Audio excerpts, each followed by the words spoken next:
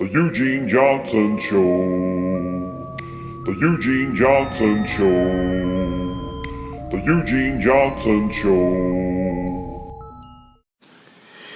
Hello everyone, I'm Eugene Johnson with the Crypto Crew, and welcome to another episode of the Eugene Johnson Show.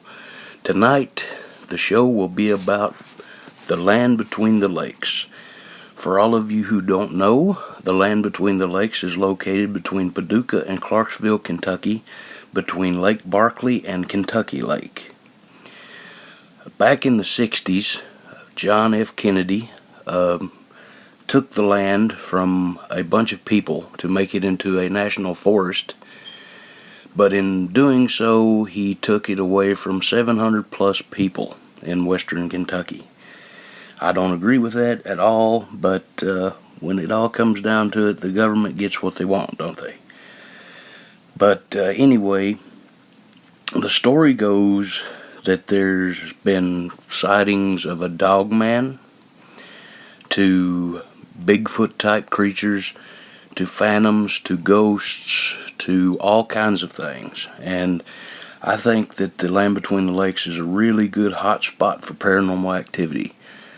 My great-grandfather, who was full-blooded Cherokee Indian, used to tell me stories of dogmen and what he called Oma, which is Bigfoot. And for many, many years I used to listen to him, but unfortunately he died when I was 10 years old. But I do relish the time that I spent with him because he was a very wise, very smart man. But anyway, let's get on to the show, shall we? From what I've understood, there has been a creature spotted in land between the lakes from the beginning of our location of Kentucky to now.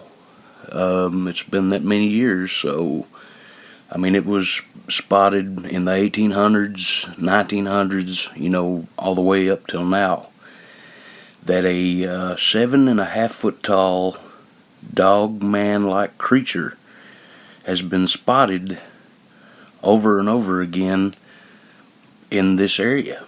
And legend says that the creature is the spirit of a shape-shifting Shawnee medicine man who was killed in wolf form by his own tribe for abusing his powers. His spirit is said to still walk the woods in search of revenge. And the reports have said that the creature from the early days of American expansion into Kentucky tell of hunters disappearing in the woods and of strange unnatural howls that echoed through the forests at night. At this time, bison still roamed wild in Kentucky, and hunters would sometimes find mutilated carcasses of these massive creatures. And also, they would find them half-eaten in deep grass, their throats ripped out open by massive claws. Even now, with the efforts to restore the bison back to Kentucky, the rangers and head managers occasionally find calves missing. This thing is supposedly werewolf-like in its nature. It's, from what I understand, very, very aggressive and dangerous. And what I'm about to tell here in a second is very graphic, and it actually happened in the 80s in the land between the lakes. Very disturbing story, but I figured I would tell you guys so that you know to be careful when you go into the woods anywhere. Not just here, anywhere in the world you got to be careful. I mean, there's all kinds of animals. There's and I mean, who am I to say there's something, out there that's similar to this creature? I don't know. You don't know. No one knows. I'm sure people have seen it. But, I mean, from what I understand, these things are very, very dangerous. There have been many deaths contributed to this creature over the years. Also, I'm also kind of thinking that this creature may possibly fit into a Bigfoot Type 3 creature. As anyone doesn't know what a Type 3 Bigfoot is, you can look it up on Google, and there's a picture of this Bigfoot Type 3 that I find absolutely horrifying. It looks like a huge, upright, on two legs, baboon. And anyone that knows about baboons, they know they're very vicious creatures. When nervous or scared, they become very, very, very aggressive and dangerous. But I think these things are very, very territorial, just like some big feet are. And I think that they will do anything within their power to protect their territory. But the first thing I'm going to tell you about is a sighting that happened in '73. Well, it wasn't exactly a sighting. It was, they knew something were after them. So I'm going to go ahead and tell you this story. A group of young men were enjoying the woods and on a warm spring weekend, sitting around a fire built by their VW microbus, and just having a fun time. As the evening began drawing in, one of the students went off into the woods to answer the call of nature. When he returned to the campsite, he told his friends that he, quote, felt like something watching and that he'd heard something sniffing in the woods. His friend said that he just heard a wild hog or some other animal. The student said he'd never heard anything like it before, and he grew increasingly nervous as the darkness gathered. As the night grew dark, the group started to hear the shuffling or sound of something large moving in the fallen leaves. It seemed to be circling their campsite, moving incredibly swiftly. The boys began to become anxious. They shined their flashlights into the woods in the direction of the footsteps, but saw nothing. And then the howling began. It was a wild, insane howling like a wolf, only much louder than any wolf could ever be, and with an unnatural, blood-curdling quality that made the howling sound almost like mocking laughter. It seems to come from everywhere around them, first one side of the circle of the light around the fire, and then from the other. Soon the terrified campers began to catch glimpses of a pair of glowing red eyes as they ran past in the dark. The terrified boys retreated into their VW bus and wisely decided not to stick around to get a better view. Tearing down the road, they soon saw that they were being pursued and that a massive shadowy figure was racing behind them. Barely visible in the bus's taillights as the bus slowed to take a corner, they felt a massive jolt, and then it seemed as if something was holding the van back. Giving it everything, they broke free and tore out of the forest, and didn't stop until they were back at the Murray State campus. Back on campus, they found 4 deep gashes like claw marks torn into the metal of the engine compartment cover at the back of the bus. And this was the first story. This happened in the summer of 1973 with a bunch of Murray State University college students. And but the next one is the one that I do warn anyone listening. It is very graphic, and it's very sad as well, because 2 young children unfortunately lost their lives. Okay, this is a pretty well circulated story, but as soon as a well circulated story comes out involving anything unnatural or, suspicious, of course our government has to be the second to show up, after this is reported. And so a person by the name of Jack Parsons, I believe, worked for the government back in the 80s, and he investigated the scene and from what I understand from different articles and radio shows I listened to, he made everyone signed a legal document stating that if anything was said to the media, that they would be sued for X amount of money, and that if anything was spilled or anything like that to certain people, that they could put them in jail. So all of these local authorities signed this paper, and no one knows what happened with it since. But I'm going to tell you what happened in that summery day of the 80s. I don't know the exact date, but I know it was summer in the 80s because a group of family, decided to camp out in their motorhome in the 80s, and this is the story that happened. Another widely circulated story tells of the discovery of a bloody scene inside the motorhome of a family camping in the area in the 1980s. This motorhome was found by a female hiker a couple of days after the incident. Police are said to have found the horribly mutilated bodies of a visiting family lying in their blood-soaked motorhome, and the half-eaten body of the family's young daughter lodged 65 feet into a nearby tree. The bodies are all said to have borne distinctive massive claw marks. This incident was supposedly covered up by the authorities as not to damage the tourist industry in the then economical fragile region. So yeah, that's the story I was waiting to tell you guys because I found it pretty interesting. I read more into the detail. I've heard a couple of radio shows the past week, particularly about this incident.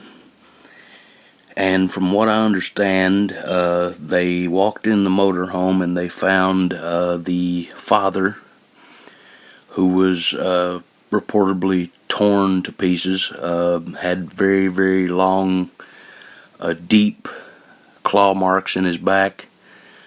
Found his wife the same way. The little boy was almost completely consumed by whatever this creature was. And also, of course, the little girl being lodged up a oak tree that was 65 feet tall. I don't know of any animal in Kentucky or the world that can take a human body and lodge it into a tree 65 feet in the air. And the reason I say this, I know a lot of people are going to be like, well, a cougar can, a big cougar or a bear. Okay, number one, the claw marks were measured, the teeth marks were measured that were on these poor people's bodies. And the scientists that did it said that there was no way it could come from a cougar or a bear because the bite marks and claws were 10 times bigger than anything he'd ever seen. So with that on the table, that's the first story that came from, the LBL. But I'm going to tell you another interesting one that I heard on a radio show a couple of months ago, and I thought it was very interesting. Apparently, in this same area of Land Between the Lakes, this guy knew a park ranger there. I'm not going to mention names, but he called the park ranger and asked him if he could bring his scouts down and have a camp out for the Boy Scouts. And, the ranger said, yeah, there's no problem there. And so they, loaded up and headed to Kentucky, Western Kentucky. So they arrive, and then he meets up with his friend that he's knew since high school, because the scoutmaster was originally from here, but moved down to Georgia, I think.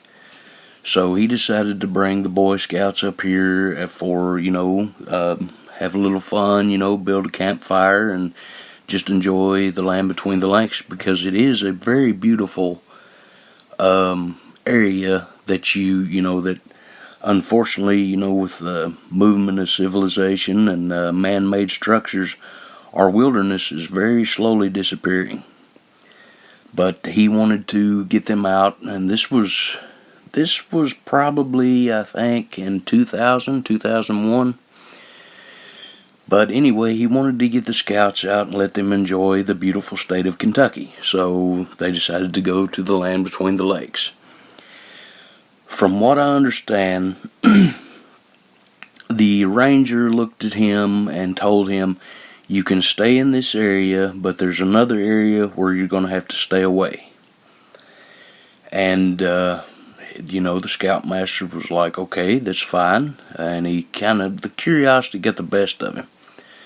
So, the next night, they were fixing the camp, and the ranger was just starting to get off work, and so he said, if you're not busy, come take a ride with me.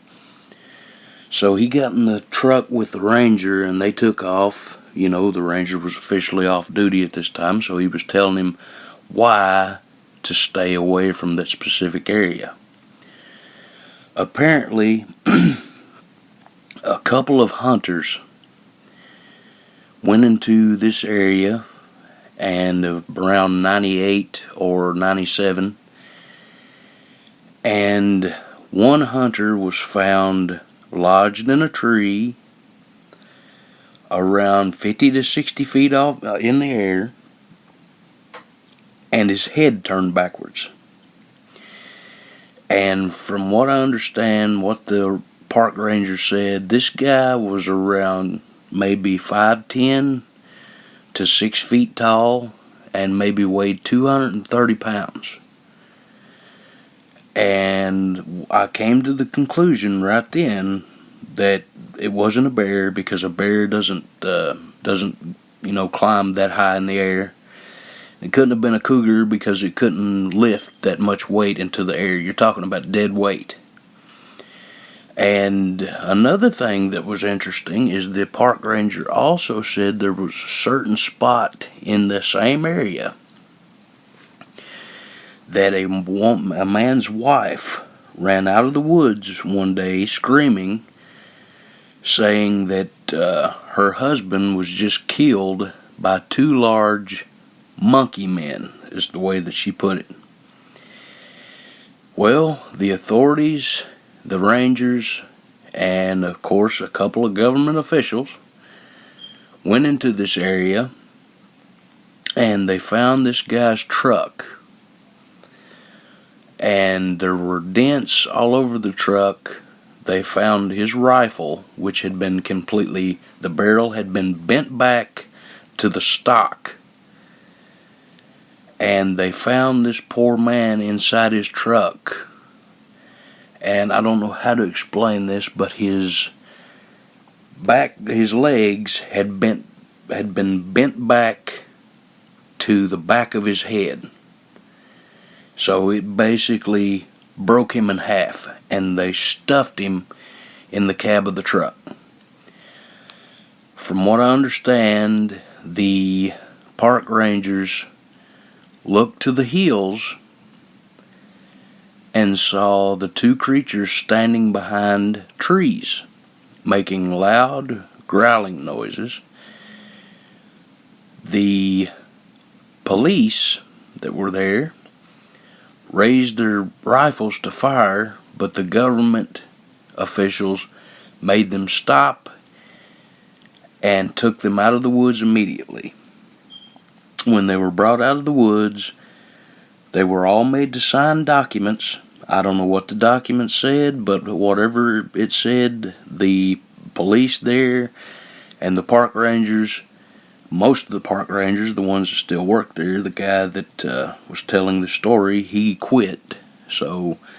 But the park rangers that were working there at the time and the local police have no reports on it. They filed no reports, and were made to be secret because I don't know what happened. I don't know what those documents said, but apparently it was something pretty, pretty bad to keep somebody quiet like that. So when they were took out of the woods, they all had to sign documents. They were signed these documents. After these documents were signed, the man's wife watched the police get into their cruisers, watched the ambulances, the ambulance drivers, the paramedics, everything get into their vehicles and leave. Even the park rangers left. The woman was made to leave, and I guess she was also made to sign a document or threatened, probably both. And from what I understand, the park rangers said that helicopters flew in and a bunch of official-looking vehicles showed up within 2 hours of them, finding this body. That didn't make national news, and it didn't make national news the way I just told it. It made the news saying that a man was attacked by a bear and was killed. That was all that was said. This person also was put into a casket, and the casket was to be closed. And the casket was closed and locked, and, nothing was ever said about it again. But there are so many cases of people disappearing and being killed by dogmen, and I think the majority of the cases that people have been killed in, though, are largely dogmen related, because I think that a Bigfoot can kill you, but I think that it's more of a territorial type, get out of here. And probably more than likely, the guy that got killed shot at one of them, and they felt in danger, so they protected themselves, unfortunately for him. But the reason I've told these accounts to you guys is because I want you to be safe in the woods. If you go into an area where it says, where you're not supposed to go, or only for sophisticated hikers or, trained hikers or whatever, if you're not that good in the woods, don't go on that trail. It's as simple as that. I mean, it's not necessarily that you'll, be attacked by a dogman or a Sasquatch. That's not my, warning at all. It's the fact that you can go into the woods, you can be hiking, you can fall into a gully, you can, break your leg, you can, be attacked by wolves, coyotes, anything, so you always got to be careful. So, I mean, there's a reason they put these, signs up that says stay out, or reserved for park rangers only, or, restricted to park rangers only, or anything like that. You got to be careful.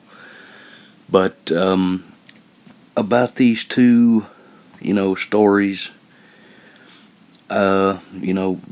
it's hearsay, but I think that the government and officials like to hide a lot of stuff from us. And I mean, I know it's sad, but it's true. And I mean, they may know that these creatures exist. They may have proof, and which I'm sure they do. I'm sure that they have all kinds of proof. I'm sure that they know that there's different creatures out there. And I mean, there's theories from one spectrum saying that it's a Native American spirit, to all the way over to where the land is government owned. It could be a experiment from the government that went wrong, or some kind of weapon that they were trying to invent and wound up releasing it, and monitoring what it was doing and making notes of how it would kill and all that stuff. Maybe it could have been a secret weapon, I don't know. But the fact is that I do believe that there is a creature in this area, and I do believe it's very dangerous. And I do believe that if I ever went to the land between the lakes, that I would be armed. And I don't know about you, but that's just me, but I believe in my Second Amendment right, and I do exercise that right. I'm not going to have anything hurt me or my loved ones, ever. Even if I was forced to use a rock and a stick, no animal, creature, or human being will hurt my family. If they do, they will have to take my last breath, and I promise whoever tries it, or any creature that tries it, that's going to be a hard task, because I'm going to fight till the end. But anyway, guys, it's just me, and I again apologize for the absence. I'm currently getting ready to release the movie that I was in. It's officially been edited. It's now on the verge of being released. So I had a lot of things to do with that, and was really busy. And also, a couple of months ago, about a month ago actually, I lost a very close family member to a automobile accident, and so that was very unexpected, and took a lot out of me, because they were very close to me. And so when I lose somebody, I really don't feel like doing a show or talking about anything. That's just the way I deal with that's just the way I grieve. I know that a lot of people have different ways of grieving. Myself, I just like to read and take downtime whenever I lose someone, so that's what I was doing with that. But then next thing everybody was like, the movie's being edited, and we need your help on certain things. You need to tell us which scenes go to which area, and all that stuff. And also in August or September, depending on when we go, I'm gonna I will make a show, hopefully, from New York, because actually I have to go back to New York and film another movie called The Five of Us, which will be coming out very, very soon. I'll be doing my participation in filming in August or September, and it's going to be a really cool movie. I mean, everybody that knows me, I'm a horror movie buff. I enjoyed horror movies ever since I was a kid, and I always wanted to do the scary movies. But this one's going to be a little bit different for me, because I was actually asked to play a hitman in the film. So that's going to be a completely different experience for me. And but hopefully you guys will be able to watch Running Away from the Unknown now. It will be out very soon. Keep your eye out. I think it's going to be uploaded to YouTube for rental. And it's also going to be uploaded to Amazon Prime for rental or buying option. And also there's going to be a few, hopefully quite a few DVDs released. And if you want any of those, let me know. I can let my boss know. My other partner, actually, that's in the production company I'm in, and just let me know if you want a copy, and I will give you his information to contact him. But other than that, guys, I hope you all have a good day. Hope you all had a great weekend, and I will see you in about a week or two. The next thing I'll be talking about in the next show there was a very, very strange encounter with a UFO and Bigfoot type creatures around this UFO in Hopkinsville, Kentucky back in 1955. Been reading a little bit about that, and I think I'm going to tell you guys about it. It seems like an interesting story. So anyway, thank you for listening. I hope you all well, and I will see you soon. Очень смачні люди. Очень смачні люди. Очень смачні люди.